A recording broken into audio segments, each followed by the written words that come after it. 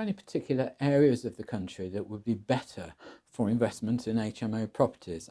From what I can see in the market, then people are going further north to make their strategy of HMO work. Up to north. But this whole thing about less competition. What did she say? I'm not Leave sure. leave him alone. I'm not sure about that. I'm not sure about like the less competition, and this, I think that's a whole different subject to talk about, the competition thing. But each place has got to have its due diligence, because at the end of the day, if the numbers work wherever it is. You know, the demand needs to be there, so there needs to be a demand for a certain level of rent.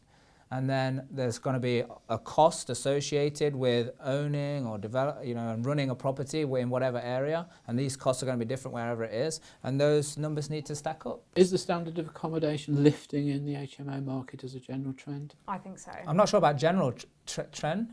I'm not sure about I think so. Just in regards to like now that it's been getting wider spread and there's a lot of people doing it and getting into it, you know, it's then becoming an expected thing by tenants. Like even students now want the hotel finish HMOs because they've seen them or they've stayed in them and they're like, I don't want to live in a place like that anymore. So it's forcing either the landlords that owned the ones that were quite shoddy to either renovate it or sell it, which is great in both ways for them and us if or we make want to buy it. or really struggle. But the saturation thing, I just don't agree with it. I don't think it exists. I think it does if you're saturated with a load of rubbish houses that really need work.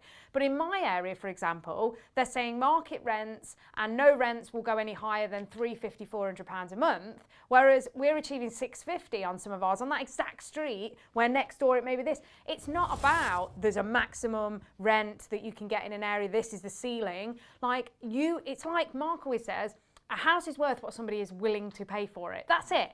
A house is worth rent that somebody is willing to spend on it due to the service and level that you provide. So I think definitely HMO is a great market. Do it properly. Analyse the numbers. Like Mark said, it can work anywhere. We've got people like that doing it very well in like Kent areas and London and things like that. The rent's higher, so you just have to analyse it a bit differently. That's all.